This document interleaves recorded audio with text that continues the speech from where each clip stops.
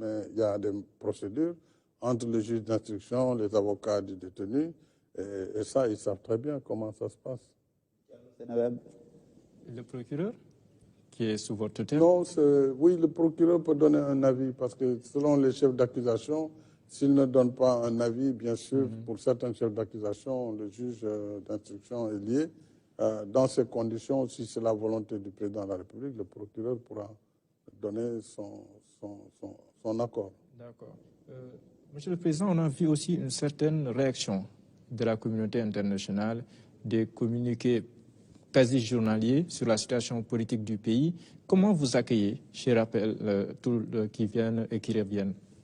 Je l'accueille avec beaucoup de peine, parce que je ne peux pas comprendre que des partenaires qui sont avec le Sénégal, qui, en principe, travaillent avec nous sur les mêmes principes, lorsqu'il se passe quelque chose dans notre pays, et tous les pays peuvent avoir des difficultés conjoncturelles, ils doivent d'abord venir à la source, voir ce qui se passe exactement, au lieu de se suffire de commentaires qui condamnent de façon péremptoire, parfois de façon très violente, le président de la République, le Sénégal. Ça m'a fait de la peine, parce qu'au Sénégal, jusqu'au moment où je vous parle, une seule loi n'a pas été violée.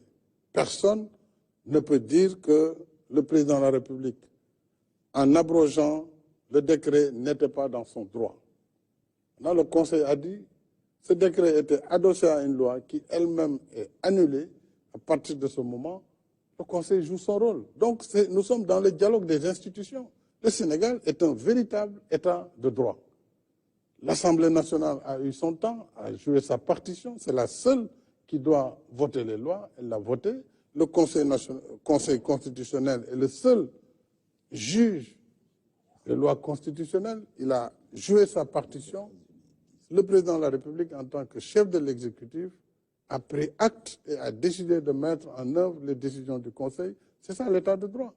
Donc pourquoi toute cette levée de bouclier, toute cette campagne de presse qui est aux antipodes de ma pratique de démocrate depuis que je suis à la tête du pays?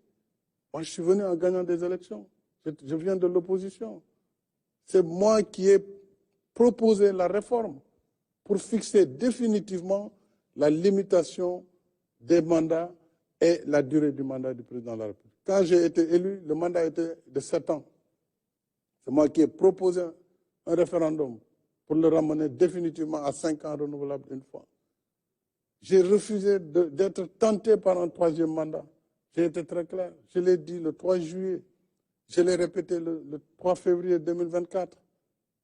Pourquoi on veut dire et faire dire avec des moyens importants de la presse internationale que le président de la République veut s'agripper au pouvoir?